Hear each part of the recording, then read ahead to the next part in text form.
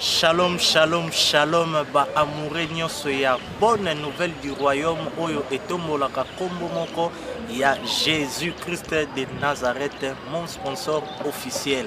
Oui, sur la demande ya bana nanza mes frères Fortune, c'est bien depuis au reprenant qui ba émission, ba exhortation tozui, tozape quand même na posa omeka kozonga mwa mukie na idéologie ya kala. Ya koyamba bandeko mususu o pompe bango ba question ndenge biso tolingaka pour que bozwa ba réponse na ba préoccupation na bino conformément na manoba na Nzambe. En tout cas mbote na bino nyonso ba oyo bozali répandus de partout dans le monde pona kolanda édition na biso ya lelo oyo thème vraiment tozali kolobela accepter les risques pour l'évangile. Vraiment rapidement tolingi to découvrir ensemble, inviter Nabiso, mais avant tout mon aïe, tout l'andana nous extrait ya émission Oyo Bongo Tozonga na invité Nabiso. Ceux qui bozana représentant, bozan, ceux qui passaient Nabino aza représentant awa, c'est qu'azan Nzambe Nabino. Or, azali Nzambe, c'est-à-dire c'est un Satan. Azana ye Satan, de wana fouye bagamo, quand vous avez un représentant physique, il n'y a pas que Tozali la Satan, mais tu as un représentant. Donc, il faut quitter ces églises. Et ça coûte au baquet, non, Rana Kendega au Sambela, Rana Kendega au Sambela, Tango Bazo dirigé un aveugle, bien aimé pour tomber dans la tourne à Bilonio soir. Quand Bazo dirigé un sataniste, nous la Gégé, ou toujours Kao Gégé, vous avez l'église à Gégé, bien aimé, yo na Gégé. Oui, il y a des faits. Ce qu'on a vu, il y a des faits. Vous avez vu ce qu'on a vu, il y a des faits. Mais ça, il y a des faits. Mais si on monte au nom des Gégé, si on part, est-ce que tout le monde va sonner le fond? Qu'est-ce que nous pouvons encore dire pour bimana l'église? Tout le monde va sonner. Tout le monde va sonner. Vous acceptez ça? Qu'est-ce que nous devons encore dire? Mon besoin côté là c'est spirituel et comme ma physiquité. Et comme si vous chasser une péché dans la carte et comme ma spirituelle et comme ma physiquité. Quand est-ce que Jésus-Christ a chassé un esprit et ma physique? Mais on va vous tromper jusqu'à quand? Bien jusqu'à quand Boko Sakabino Kaka? Est-ce que ceux qui ont tangué, d'ailleurs vous ne lisez pas la Bible, c'est pour ça on vous pour ceux qui ont la Bible, on fait voilà. Naebi que extrait Oyo et Sali et c'est un plaisir ya makasi na bande konyoso Oyo bozali vraiment na ville ya Londres kuna na Angleterre. Frère Pansamata, bonjour. Bonjour. Bonne santé? Très bien, santé très bien, tout va bien. En tout cas, ça fait plus d'une année, biso vérité ou réalité, tozana esengo ya koyambayo lelo, lilobanini ozana yango pona ko introduire émission à lelo na bandeko baza kolanda biso. Merci beaucoup pour la parole parce que ndenge tolobaka toujours que vérité ou réalité dans l'église, c'est notre émission. Chaque fois tozalaka awa Kinshasa, tolingaka toujours pour partager quelque chose avec les enfants de Dieu. Surtout Oyo et Makanga Oyo Tokendana qui sentent en tout cas vraiment ça est là des références. Donc vérité ou réalité ils ont aidé mingi. Pourquoi? Parce que à partir de l'émission ils ont la qui sabatu vérité que toute vérité est sur Jésus-Christ. Mais réalité, il y a un monde qui vivre avec les Mukuna, les autres, les Gégé et les autres. Ce sont des réalités. Mais vérité tourne autour de Jésus-Christ. Il y a toujours les gens qui comprennent. Mais ils Nzambe, ils comprendre toujours. Ils comprendre toujours. À présent, toyena eloko mususu ya sika oyo ko exhorter surtout bana Nzambe mingi sur prendre les risques, chrétien nyonso oyo bengami chrétien obongola motema Vous allez à Jésus-Christ, il n'y a pas de problème. Mais les Kabrali, maintenant, il y a qu'au demeurer. Quand il demeure, c'est qu'au demeurant, il y a qu'à prendre les risques. Parce que c'est bien dit. Sauf qu'il y a un acte 14 et 22. Paul, après avoir Sibir, Beta, grand coup, aïe, alemba kite maïe, bisaki, aïe, exhorté par apôtre. Aïe, exhorté par frère. C'est par beaucoup de tribulations, il faut hériter le royaume des cieux.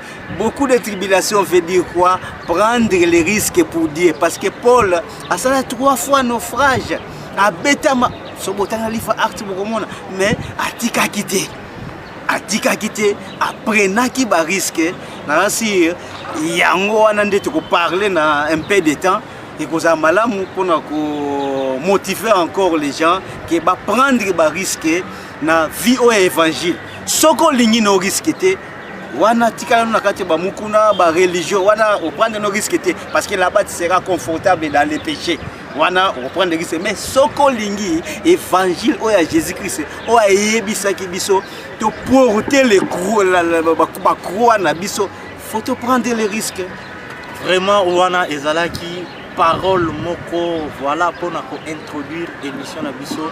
Vous voyez que frère pense mata à côté vraiment la vision il y a vérité ou réalité oyo mingi ya batu baza ko traiter biso ba fou ba immature tous un problème il y a niveau malgré notre folie mais devant Dieu tous ali sage parce que voilà biso tous ate pour na ko sala oyo nini batu bazali kozela mais beaucoup plus tous a ko tenir compte il y a couche nyonso même illettré lettré mutu nyonso gradué licencié diplômé à se retrouver na kati ya matéa oyo. Déjà ensemble bien aimé de comprendre avec notre invité thème tozolo bela prendre les risques pour l'évangile ou soit accepter les risques pour l'évangile. Mais frère Ponce Mata avant vraiment to kota na kati ya ba jar to ba sorte ya ba risque mutu nini oyoyo à coquille pour prendre risque pour l'évangile parce que c'est d'une manière générale. Bon, au fond, nous avons boye bon, on a zozo ba risque pour l'évangile. Est-ce que au risque on a des thèmes na biso ezali pour l'évangile avant to kota na ba sorte nango na ba différence pe eza na catégorie moko ya batoto toute personne vivante sur la terre aza obligé ya kozwa risque pour l'évangile. Merci beaucoup pour la question. Question ezali kolanda d'abord nzela nzambe ezali ndenge moko na musala ya armée. Na musala ya armée avant je crois que na ndenge opposé ngai eza clair que mutu nyonso te azaka soldat. OK. Soko tamboli okomona mutu nyonso te aza soldat. Soldat za mutu alati tenue o aza reconnu officiellement na kati ya armée. Soko za reconnu officiellement te na kati ya armée benga yo rebelle. Ou benga ba groupe armé. Groupe armé a yebanité na kati ya armée officielle ya mboka. Yango wana. Alors, ndenge Jésus aloba clairement biloko o nyonso to monaka nature faut enseigner biso. Pamba te Yesu asala nature. Asala nature pour enseigner biso des choses spirituelles. Yango wana awa to mona butu ni nuage e yindaki pete monaki mbula. Voilà. Dito mbula be nokaki mbula siko esili yango to bozo mona moi fraîcheur a Kinshasa siko. Donc eza nature ezo enseigner biso. Pona bana ya Nzambe maintenant ndenge moko na msala ya soldat. Soldat avant comme soldat il faut au prêter serment. Voilà. Prêter serment au bimi soldat directement aux arts pour appartenir à armée net ya biso ou armée américaine ou britannique. Chaque pays FARDC. Alors, quant à nous maintenant, oui. Avant de prendre des risques, il faut aller moins dans Zambie. Il faut d'abord aller moins dans Zambie. Parce que la première condition, c'est de comprendre que tout est obligé. Il y a un risque. Pour un risque, il faut. C'est obligatoire. Il y a un moins dans Zambie. Ça, c'est une. On a en français condition sine qua non. Sine qua non veut dire une obligation extrême que ceux qui ont l'équipe par Yangote, Bossana Nayo, attendent prendre des risques, ils prendre des risques inutilement pour ceux qui ont la filo. Si c'est Pierre a bien dit ça, tant première fois, Bayambaki Saint-Esprit a prêché Batu.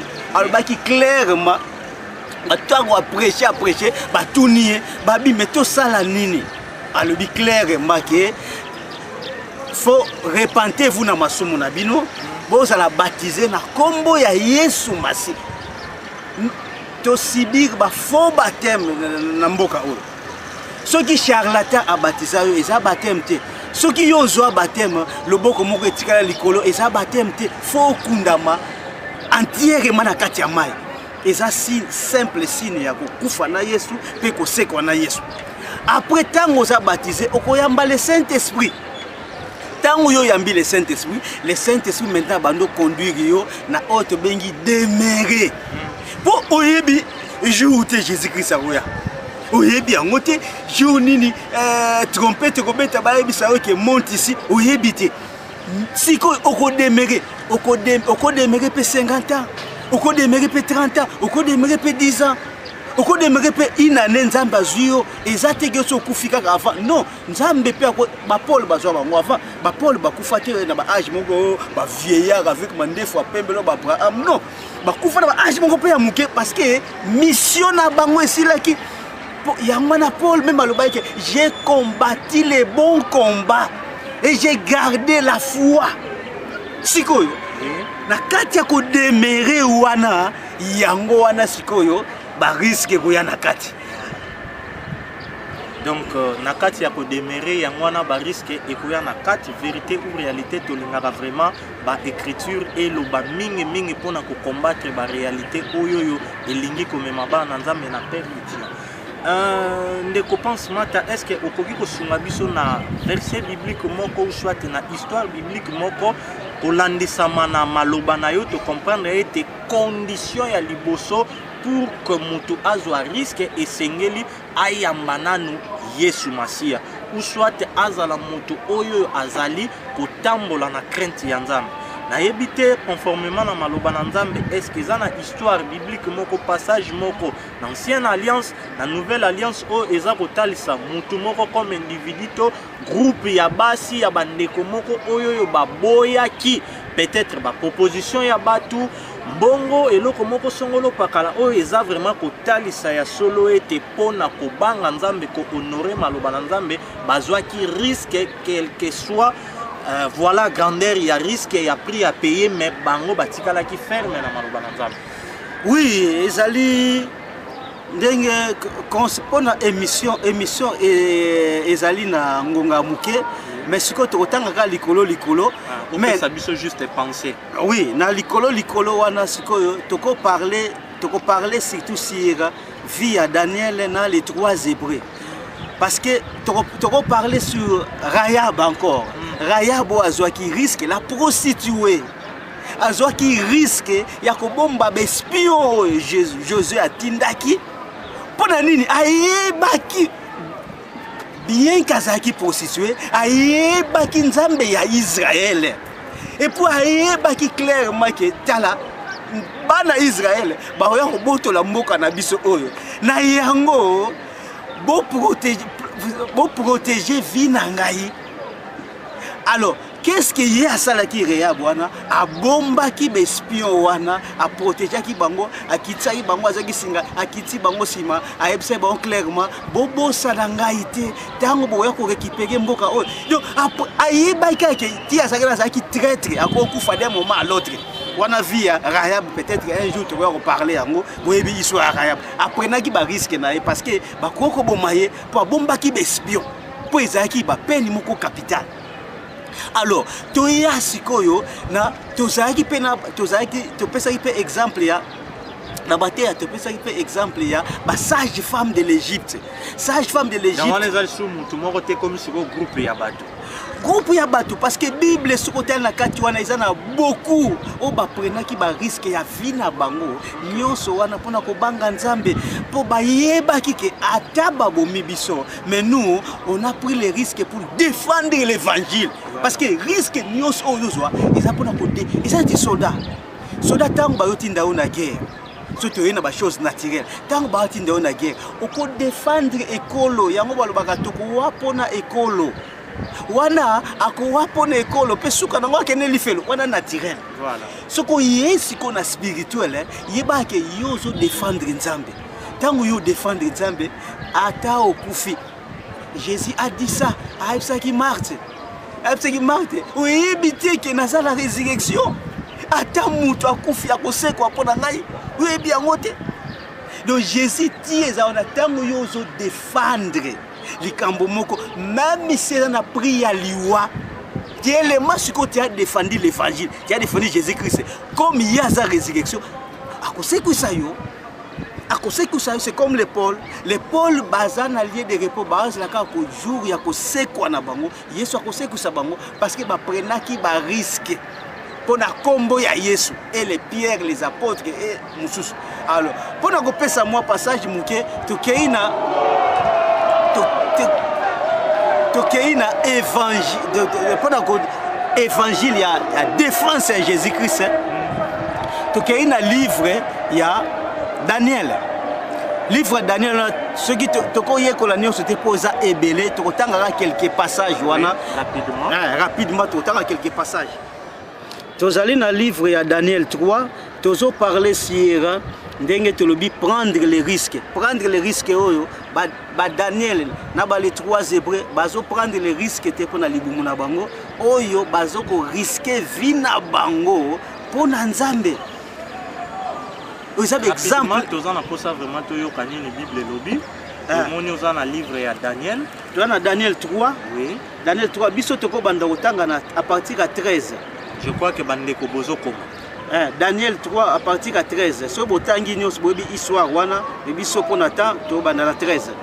Alors Nebuchadnezzar, irrité et furieux, donna l'ordre qu'on amena Shadrach, Meshach et Abednego, et ces hommes furent amenés devant les rois. Nebuchadnezzar prit la parole et leur dit: est-ce des propos délibérés, Shadrach, Meshach et Abednego, que vous ne servez pas mes dieux et que vous n'adorez pas la statue d'or que j'ai élevée?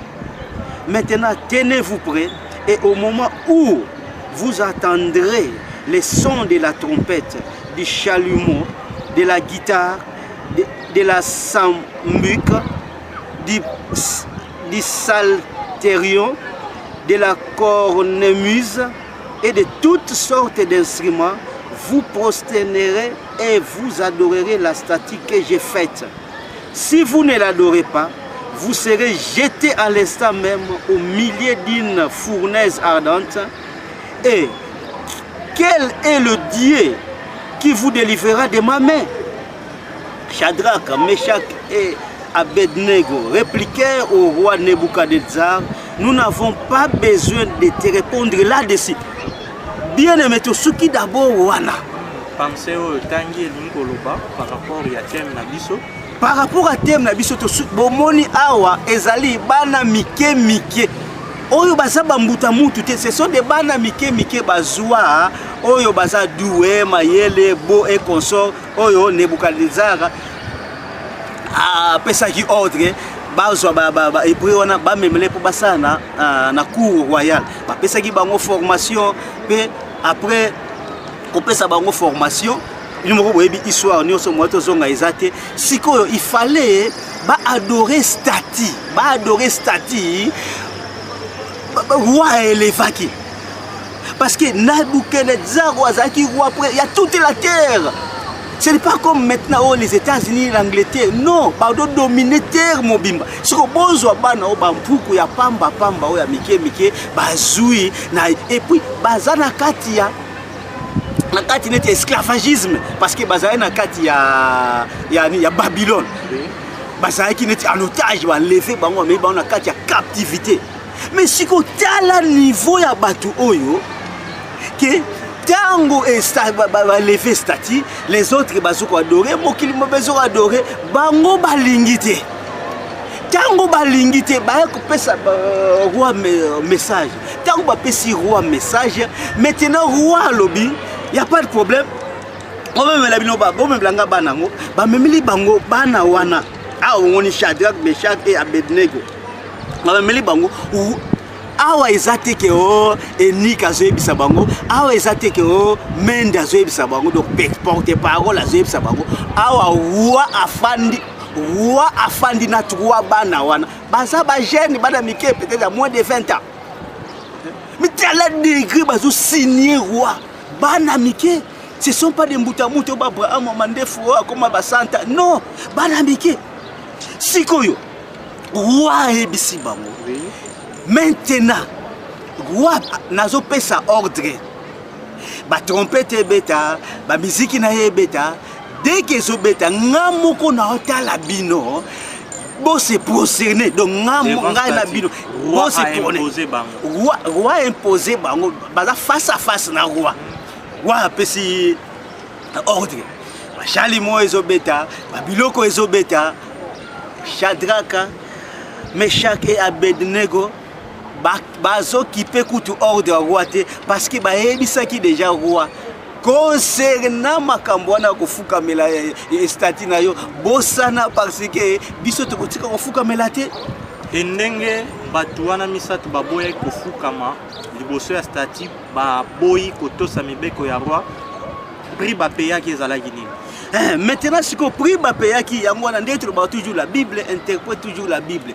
Réponse nyonso, oyo tokoza nango fe utaka na Bible. Bien aimé ko lukano réponse na kwa kuté na kalaote na ba journaux te ba livre te ba charlatan ba passer ba zo bimisa ba penser na bango ya lukuta toutes les réponses dans la Bible.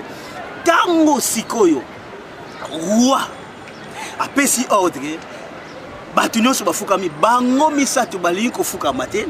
Alors, roi epesi kanda. Tango epesi kanda maintenant bato basakana ezali babafoué. Bien aimé, zwa neti oza devant Mobutu, ba bengso na mongaliema, Mobutu alibili kambuyo to sate calculer kanda nini o Mobutu akozana ngo akobwa ko ba léopard bakolia yo. Maintenant, roi tango epesi kanda bia donc na bato babuka mibeko na bwaka bato na moto, mais moto wana ezaka modéré. Mais pobino boto singaite na miso ya batu nyonso bo désolé bo pesinga kanda succès bo chauffer moto 7 fois. Bien aimé moto o eza normal la boaka la batu siko ba chauffer ngo 7 fois pona ko boaka siko ba recalcitrer ba nga to sa ruate. Imaginez siko yo tango ba chauffer moto wana vous connaissez l'histoire. Parce que kotanga donc soto bito tanga ekozwata yango na tozoko kata po boyebi histoire ngo malamu biso to okena eloko moko important oya prendre les risques botala ba risque obana oya mike bazwa lelo yoza na 40 ans 50 ans 60 ans ozoko kozwa risque te mais ozobi benga chrétien oza faux chrétien tala bana mike oyo bazaki encore na vie devant bango. Bazali na vie devant bango bakoko to sawa bazui ba boulot na bango ya bien ba aider ba famille na bango mais batala ki yango te mais lelo batu nyonso bazolinga bakende poto bakende ceci cela au risquer ba vie na bango pona libumu mais il y a Meshach Abednego na Shadrach ezalaki ni tango ba chauffer moto 7 fois oui babuaki bango na kati ya moto babuaki bango na kati ba oyo kutu ba memaki bango tellement moto ezali makasi bakufaki parce que imaginez moto ndenge nini wana tango babuaka mina moto tellement il craignait l'Éternel ba risque vie pour Nzambe maintenant bandeko tala siko ndenge Nzambe intervenaka. Bien aimé lelo soko za na problème okende panganga mais tu oublies que c'est lui qui a créé Kinganga Zali. Vous oubliez toujours ça. Bapé sur moi pose, ok, panganga. Mais ce que tu as là bas tout, oyo, bakenda qui panganga te, mais ba craignait qui simplement l'Éternel. Dans on va boire qui bango na moto, bien aimé, l'Éternel a intervenu. Yangwana, oh, ça m'a dit à mon sous la 4e personne. Roi tango boaka ki bango azaki à l'aise mais yo boaka ki bango zala à l'aise mais là ba champagne na o salabo pone zo banga roi azo banga alamuki na ba o benga ba crépuscule tongo ndenge ba 4h à 5h du matin ya lamuki accueilli na place kota la moto mais yo ozolenga pourquoi yo boaki bango mais yo za mokonzi yo bomi batu siko ozolenga pona ni mais bandeko mususu ndeko pense bakoloba ke oui to comprendre bandeko oyo misato bazwaki risque ya koboya kogumbamela statut malgré ordre ya roi tout simplement pour bazalaki bana mibali. Opesaki histoire moko wana olobaki rapidement ya ba femme sage, bon beaucoup plus na lingi to sala équilibre pe na ba sœur ba maman o bazolanda biso po a beaucoup plus de moni et 3 personnes o baza bana mibali. Est-ce que bandeko na biso pe ya basi oyo baza koyamba Yesu bango pe baza obligé ya ko payer prix en quelque sorte ya kozwa ba risque pour na évangile ndenge pe bandeko oyo ba boyaki kogumbamela statut tout simplement pour bayebaki kaka kogumbamela le seul et le véritable Dieu et qui côté. Est-ce que bandeko na biso pe ya basi baza obligé même na ba moment moko difficile ya ko garder toujours position na bango ya ko payer prix to ezaka kapona ba frère? Oui, et qui dit prendre les risques eza concerné na muto nyonso azobanga nzambe. Ezala mwana mwasi awa tomoni baza kutu ba mikolo te baza d'abord ba jeune. Baza ba jeune. Alors, toza pena illustration mususu ya kopesa de pona ko appuyer idée na biso à prendre les risques. Eza na ba sage femme de l'Égypte encore ba prenaki ba risque ya vie na bango devant Pharaon. Koyebi ba Pharaon ndenge bazali. Tango ban ewana eza na Exode 1. OK. Andeko so bokenda Exode 1 botangi bomona ba histoire ba sage femme peut-être ba teya bino ngombe na lelonge mususu parce que cela dépend ya inspiration ya mutu mais biso na ba sage femme wana eloko to tirer wana eza prendre les risques. Exode chapitre 1. Exode voilà. chapitre 1. Ça biso penser bandeko bazana ba Bible bazo vérifier. Bandeko boya Bible bo vérifier histoire wana. Qu'est-ce qui s'est passé? Tango Pharaon asikayaki ya yebaki Joseph te amonaki bana Israël bazo ko se multiplier abino bato ndenge ba se multiplier basa be esclave mais soki ba komi ebele un jour ba balukela biso ba ko kotela soit be Éthiopien ba ko kotela ba Syrien ba ko kotela ba ennemis na biso pe ba ko yako envahir mboka na biso pe ba botela biso mboka ou bien po basala libérer oh tokolinga te basala libérer parce que il faut to me tika ba onka na captivité.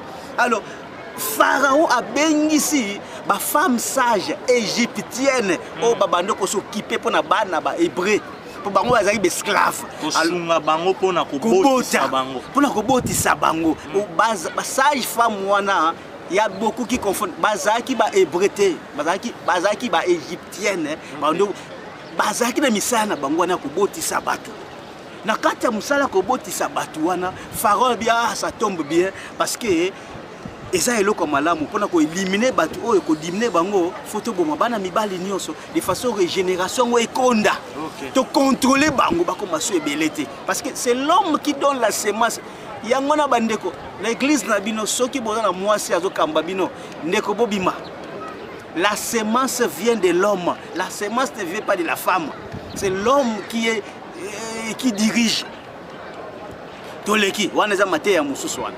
Alors tokena ba sage femme wana Pharaon a yebisi bango tango yebisi bango ke bino ti bozana pesi bino mission ba femme hébreu nyonso bazobota mwana mwasi tikaye mwana mobali foko éliminer directement so boti mwana mwasi eza na problème te so yika boti mwana mobali pour na crainte ya multiplication na bango bomai foko bomai parce que soko tiki basi ba se multiplier te il faut siko mobali azana pour a se multiplier bino moko boyebi tango yo zwingula mobali che bango wana ba femme sage tango bazui ordre wana epai ya Pharaon réaction na bango ezalaki ndenge réaction na bango ezalaki tellement d'abord babando sambelati parce que bazaki ba sage femme de l'Égypte.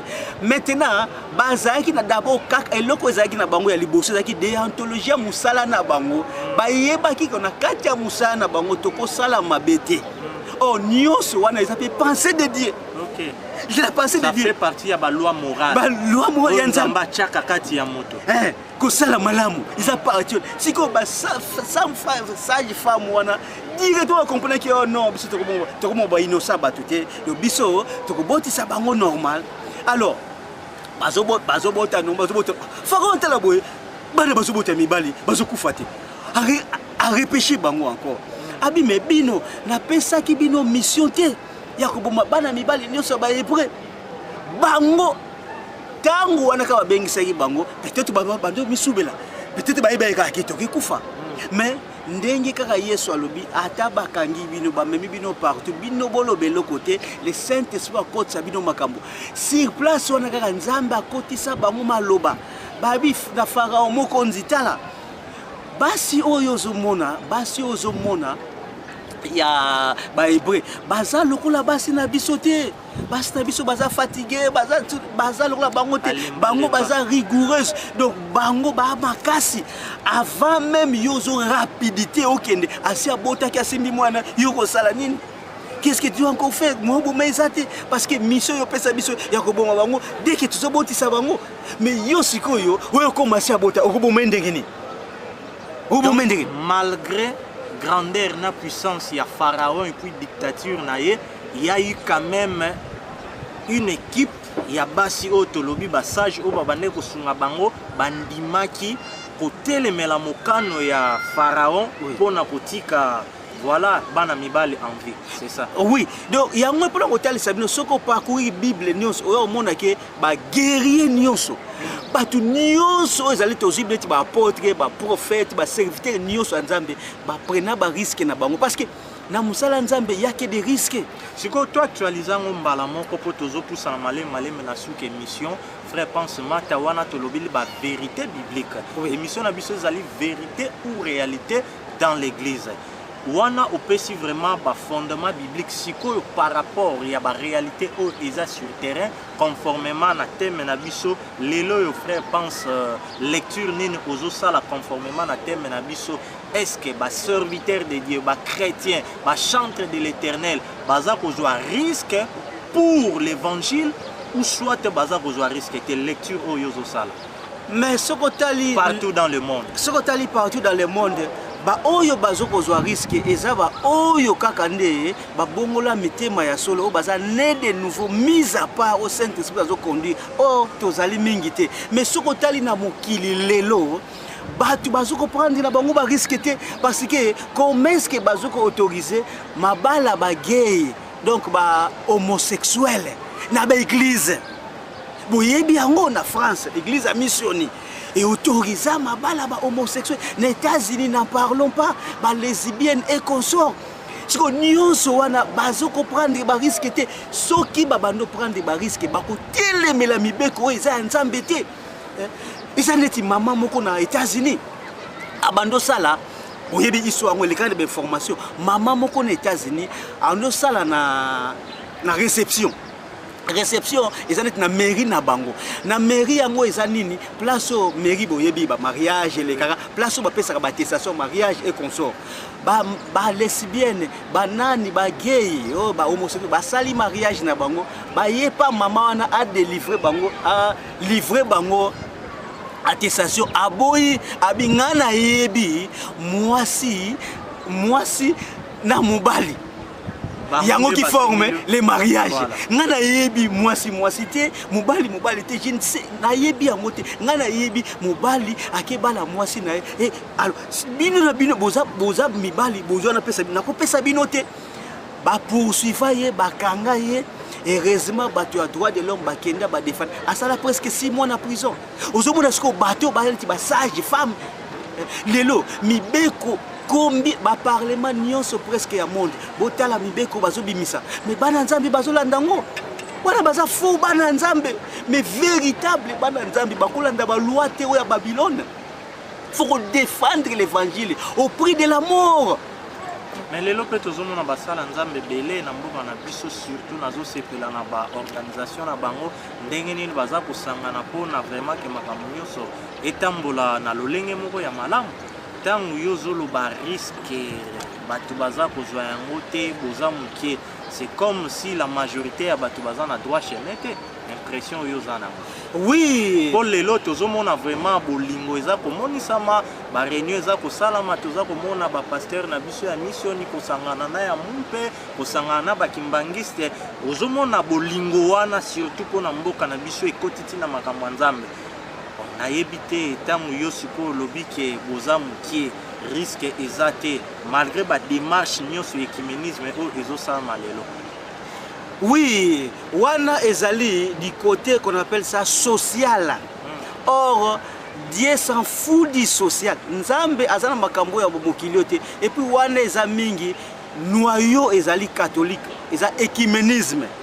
Oyo plus tard antéchrist etango akodiriger yango zomona même papa aosangisa ba religion nyonso azoya sous couvert mona ke na chef ya islam ake na chef orthodoxe bazosangana parce que wana bana préparation na bango ya antéchrist biloko nyonso zomona kosangana wana eza écuménisme. L'écuménisme c'est diabolique ba sala makambo social parce que tango ekozala pratique social et kozala bien, biloko kozala moins cher, wana enlèvement to sito kendaki. Donc préparation yango zomona ba osala awa sozomona ke ba mukono ba sonika futa et les autres ba osangana mais tala vie na bango déjà il y a rien de spiritualité. Okotala sonika futa na combien de bana, combien de basi, ba bifoza la modèle. Mosiko mutandengo wana, otala mukuna yemo guta zo encourager ba divorce. Tala kaka via bateau nyonso basangana kawana, ce sont des impudiques.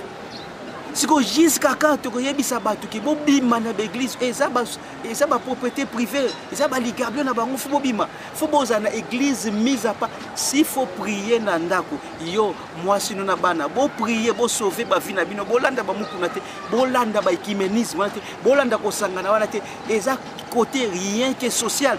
Baza ba modèle te. Si vous avez un livre à Titi, vous avez un livre à Timothée, vous avez un modèle comme est-ce que un moutoua zokambakozala siko zoa mukuna zoa soni zoa muto zoa bango nyonso wana zoa Bible fongola okomona y a pas match. Donc ce sont des bateaux baza à côté de la Bible.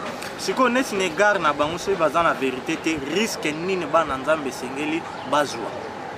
Risque bana nzambe oyo bakozwa ezalika risque ya kolanda ba modèle lokola biso d'abord tozali awa landa ba modèle ya ba Daniel, landa ba modèle ya ba sage femme de l'Égypte, landa ba modèle ya ba Rahab, bazali ebele, landa ba modèle ya ba Paul. Donc cela veut dire même ata fiancé na yo aza attaché ya gege aza na moi poste moko na l'église ya bato tangi ba kombo wana au perdre na o libala parce que au moni que makambazo ça les a conformité na parole. Si en quelque sorte pour prendre risque. Prendre risque ezali côté net ya mariage.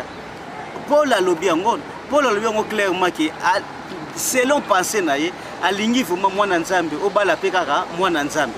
Alors, ce qu'on a par hasard, na fiancé moko azapa ba gege, azapa sonika futa, il faut beaucoup prier pour abima na Babylone. Boyebi histoire à Jézabel.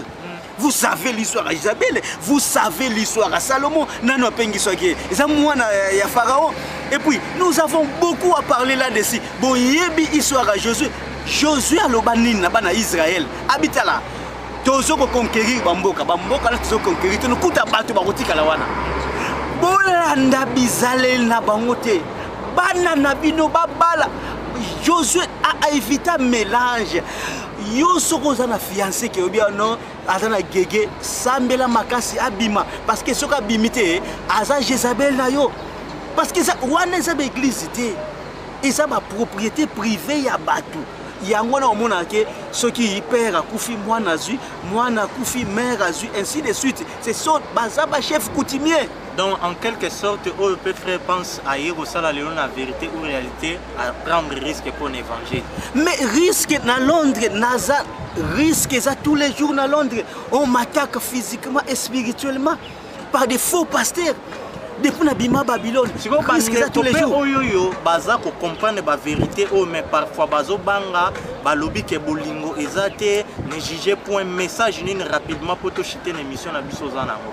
Oyo bazo zo risque te na connaissance baza nango ya côté na ba wenze na ba télévision pour na kosunga libota na ba nzambe, baza ko rendre vérité captive.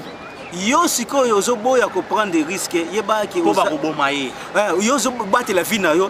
Or Yesu alobi clairement OK na ba Jean ba Marc et Yesu alobi clairement oya kolinga a sauver vie na ye ako perdre yango mais oyo ako perdre vie na ye pona Jésus-Christ comme les apôtres ako récupérer vie na ye yango biso te osala nga kutu na osepela na tous les ennemis oyo nga kutu na yebite boya ko bomangai parce que vous allez me faciliter na ko pema na ngai comme des Paul la kufa na ba aja muke bongo Etienne nous n'avons le tienne, ça sera une bonne chose. Donc, au lieu que vous se tracasser, vous minduki, vous nini, bobo mangai na kufa de façon que na kufa pour l'évangile pour Yesu, aya kose kusangai na tikalangata mokili ba problème.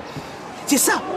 Mais na batu oyo sikoyo, bazoko défendre l'évangile. Toke na verset à suka ya Jide. Rapidement. Toke na verset à suka ya Jide.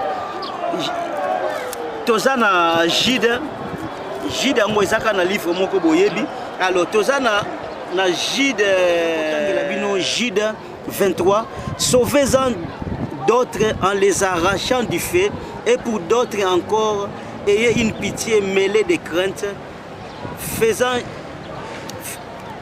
haïssant jusqu'à la tunique souillée par la chair. Bien aimé, ce qui nous intéresse, Balbi clairement, sauvez-en d'autres en les arrachant du feu. Du feu, wana ezali bazana katia ba kutino, bazana katia ba religion.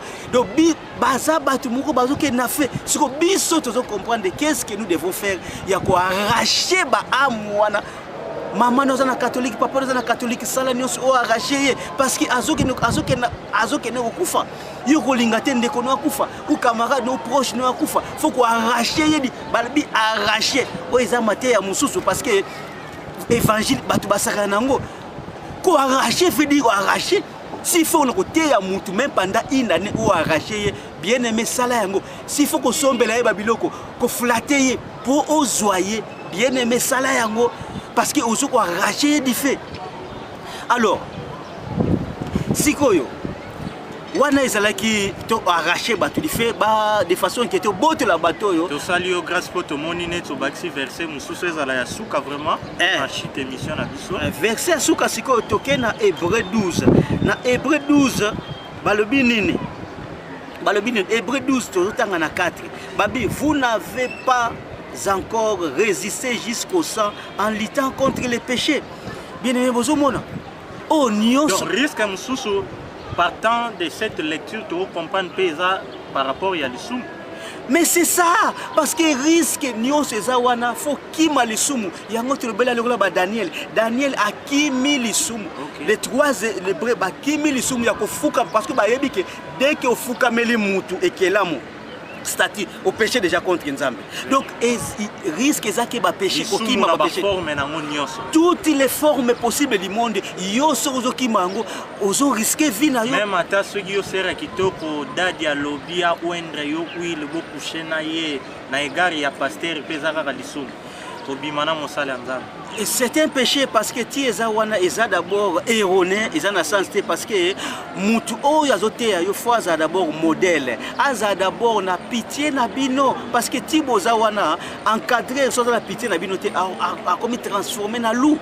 Or bango nyonso baza balou ya wana bi okena pa basonika futa wana nombre de bana na ndimite ka bota bona mwasi moko beaucoup de femmes ce que modèle les azeza Azana ba fille, ceux qui de Sarah, Azana ainsi de suite, c'est vraiment malheureux. Alors, Yango Abalbi, vous n'avez pas encore résisté jusqu'au sang. Donc, il faut résister jusqu'au sang comme Tomoni ba sage femme de l'Égypte, comme Tomoni ba Daniel, les trois Hébreux, Tomoni ba Paul, ba Pierre et consorts, ba résistati ba kata ba mutu boyebi Paul ba kata mutu. Ce qu'on y a sur un yango risque, mais yo lelo yo zo ki malisumu. Ce qu'on jusqu'à quand on a la chrétien, tant que déjà ozawana ozo banga no liwa, ozo banga na yo risque, ozana no chrétienté, oza chrétienté, parce que Paul a le dit clairement, c'est par beaucoup de tribulations, il faut hériter les royaumes. Tribulation veut dire bah risque wana.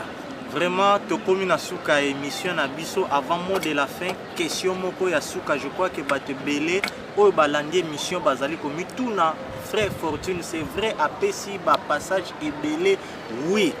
Ce qui te risqué avantage na biso ezani.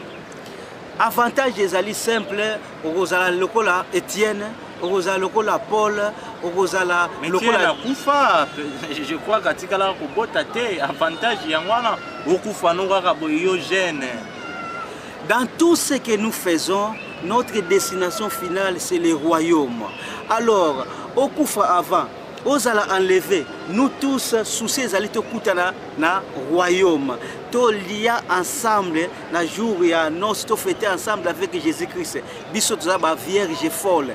Alors ti yo ozali wana tant que ozali ko prendre ba risque ozali ko prendre ba risque te na kombo président na kombo ya tamfumu na tombo ya mfumu longo parce que soko prendre ba risque oh yonga na za ninja na za jihad batindi ngayo na ke na guerre bien aimé ozo prendre ba risque pour nzambe te risque otobela pour na évangile ozo défendre Jésus-Christ ndenga na lobby que je suis menacé à Londres parce que je prêche la vérité. Je prêche la vérité. Ceux qui babomi ngai lelo pana ngai za gain lokola Paul lobby de za gain. Nous devons prendre les risques na combo ya Jésus-Christ seulement parce que finalité na biso c'est le royaume. Yo lelo soko prendre des risques alibumono. Bravo. Au lieu, au tondi, il y a des immeubles, il y a des voitures, il y a des bateaux, des avions. Soukano na lifelo ozuinini. Soukano na lifelo ozuinini, vraiment c'était pour moi un grand plaisir ya koyamba. Le frère pense matana thème o ya kitoko tolobeli, accepter les risques ou soit prendre les risques pour l'évangile. Donc na le côté lingala pona kosunga na bandeko nyoso, mama na likambo na biso o tolobeli ezali ete kondima risque na lingala donc kondima komona kondima kozwa kokoso kondima komona passe kondima kobungisa kondima kokufa kondima kozanga na litomba moko kaka ya kobomba maloba na nzambe wana ndezalaki vraiment na le côté lingala résumé ya mama ya likambo na biso vraiment tokomi na suka ya émission. Le frère pense mata tozalaki vraiment na esengo ya kotala ko uti musika ondimi malgré ba chaîne eza ebele ya koya kolekana na vérité ou réalité pona kopambola libota na bana nzambe rapidement pendant 30 secondes conformément na thème o tolobeli mot de la fin pona émission oyo ozana malo. Mot de la fin ezali simple que ça parce que ti tolobi boye tolobi te dans le vide parce que ba Daniel bazali sous-souté, ba sage-femme baza sous-souté, même nous maintenant, ezana batu maintenant bazo prendre les risques. Même en Europe, vous à Kinshasa, vous à l'église de Kinshasa, vous êtes des guerriers. Nous aussi à Londres, Sokozi moi sinanga image guerrière mususu, Rose maman Joséphine, Rose Sandra et consort Bazali et Belé. Aujourd'hui, on va prendre des risques, on va comprendre la parole que Moutouandima a risqué vie naïe. A risqué vie naïe pour Jésus-Christ. Naïbi que na Belgique, Bazaï Belé, na France et consort, surtout nous connaissons sur Georges, na États-Unis. Bazaï Belé dans le monde, où toujours défend, nous avons assisté une nouvelle génération, où il y a Josué. C'est nous maintenant, où toujours Théa. Dans la vérité, oh, il y a des portes qui sont biso, tous mélangés, on est de l'autre côté, pas de dîmes, pas des offrandes, pas de biloko ya pamba pamba, non, pas de biloko au sepeli sabatu, non, nous tous sepeli sabatute, yango église ou à sol les amants batu belete. Dieu n'est pas dans la foule bango va crucifier Jésus. Bandima ki barabas, Dieu n'est pas dans la foule. Soko zangi place, comme tout n'a rien au kende wapi, n'a pas pas muto bokalo n'a. Reste dans la maison, toi et ta famille. Bo sambela, biso pesa la kindengwa. Tant que bimi ba blanc to zari na ndako, to bando sambela, ainsi de suite ti ba frères et sœurs mususu baye. Beaucoup monde ndengwa na.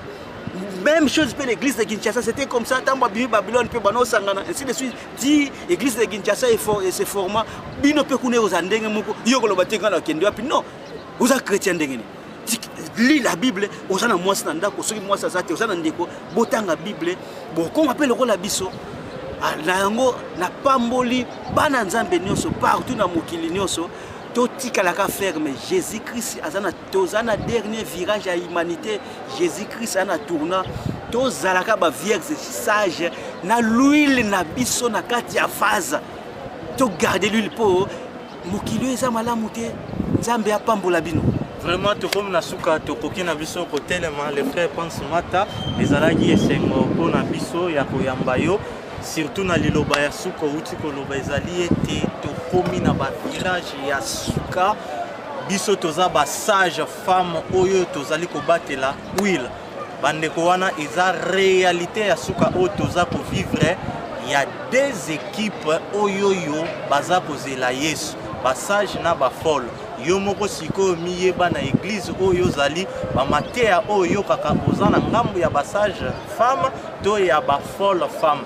Vraiment vérité ou réalité conformément na ba directive ya mon sponsor Jésus-Christ de Nazareth, le Dieu tout puissant, toko sala oyo akosenga pona biso toko bangelo ko moko te. Merci na ba soutien na bino dans la prière partout. Que Dieu vous bénisse vraiment. Ceux qui nous ont accordé grâce, les frères pensent Mata. Donc, zonga na ye lisusu pona ko édifier ibota na bana nzambe. Bye bye.